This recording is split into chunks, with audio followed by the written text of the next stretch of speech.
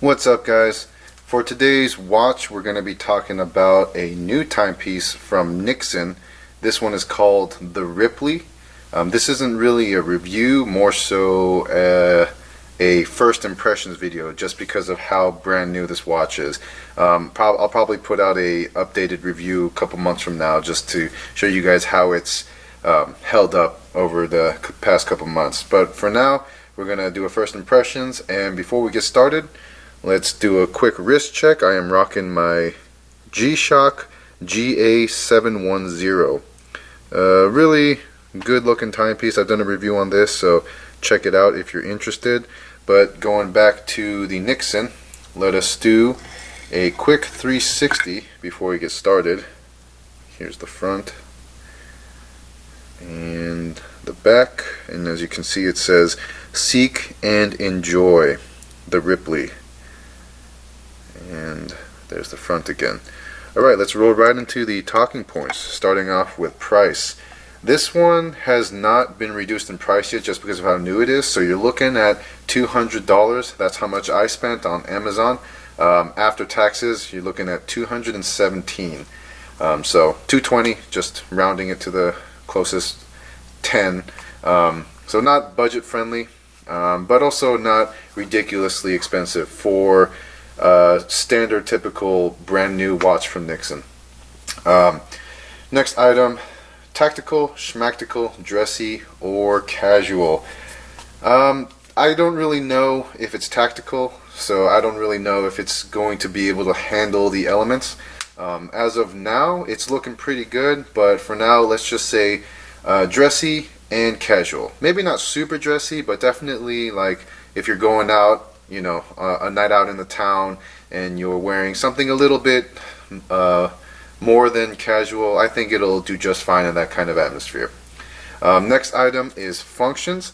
Let's take a look at what we got here. So off the bat, you can tell that it is a analog digital watch, and you've got 4 different buttons here, and this one right here is to change the modes.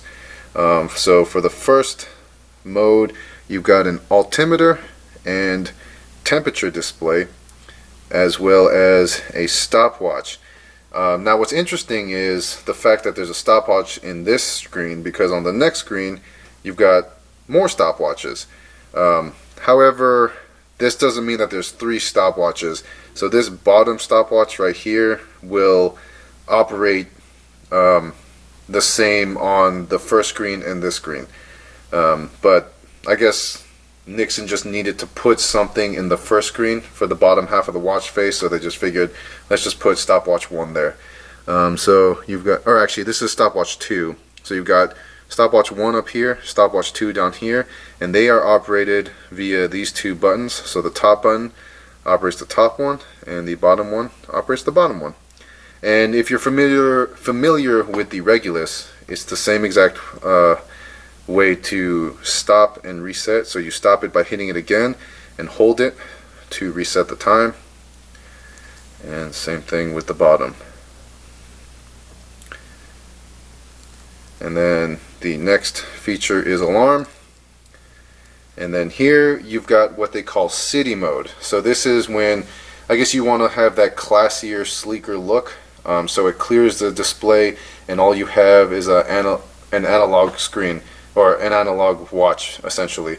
And this is just a cool feature. I think they got really creative with that, and it just gives you another level of wearability, I guess, you know, for people that just want that option.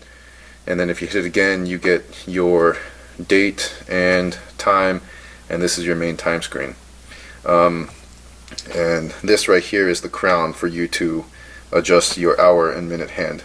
The hour and minute hand are not tied to the digital display, so whatever you set your hour and minute hand to is going to be separate to what is displayed on the digital screen. Next item is illumination. So let me go ahead and turn off the lights.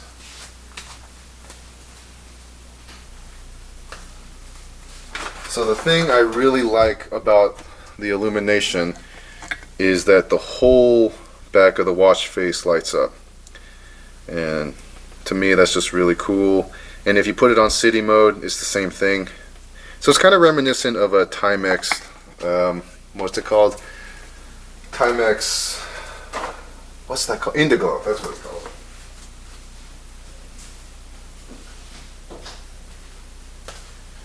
Alright, next item is visibility. Visibility on the Ripley is fantastic. It's kind of a negative display, but that being said, I was absolutely shocked at how clear these numbers are coming out. If you're familiar with any of Nixon's other digital watches, you know, one thing that they're kind of weak in is their negative displays, and this one is not a problem at all. What you're seeing, and you see how clear those numbers are coming through, that's exactly what you see in real life. Next item is button and crown placement. So for the short amount of time that I've been wearing this watch, I've had no issues. I've gone to the gym with this, and the buttons haven't gone the way at all, and the crown is extremely well protected. And for those of you that like to wear the watch on your left hand or your left wrist, you know, the fact that it's on the other side is even more protection from the crown to your wrist. So 10 out of 10 for that. Next item is band quality and comfort.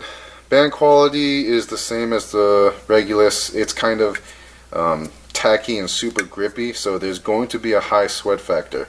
The thing I like least about this watch so far is the band.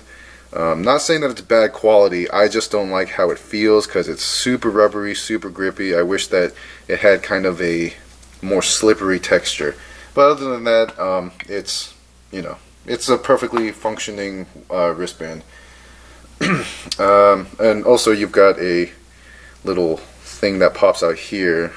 So for the keeper, it just fits right in there so that there's no risk of this watch ever falling off your wrist. And next item is overall and should you buy. Overall, I've been very impressed. One thing that kind of surprised me though is how light this watch is. Off the top of my head, I don't know. Actually, no, you know what?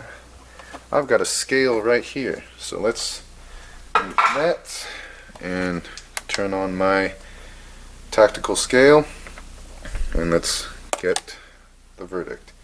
So 2 5/8 ounces. So almost 2.5 ounces. That's ridiculously light.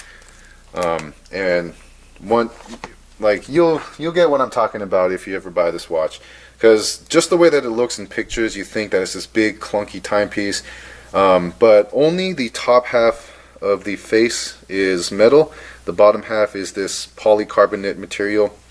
Yeah, and I mean, you saw the numbers, 2.5 ounces. You really can't beat that. So it kind of just disappears on your wrist. You just kind of forget that it's there, which is a good thing.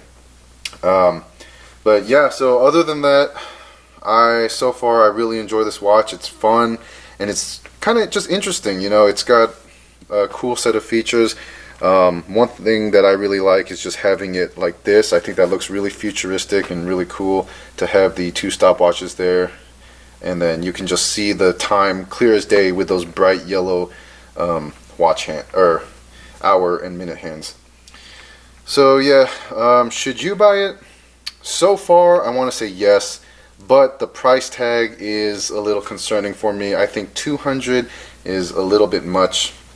I think you would be more comfortable buying this in the $150 price range, and I strongly believe that that price is going to go down over time.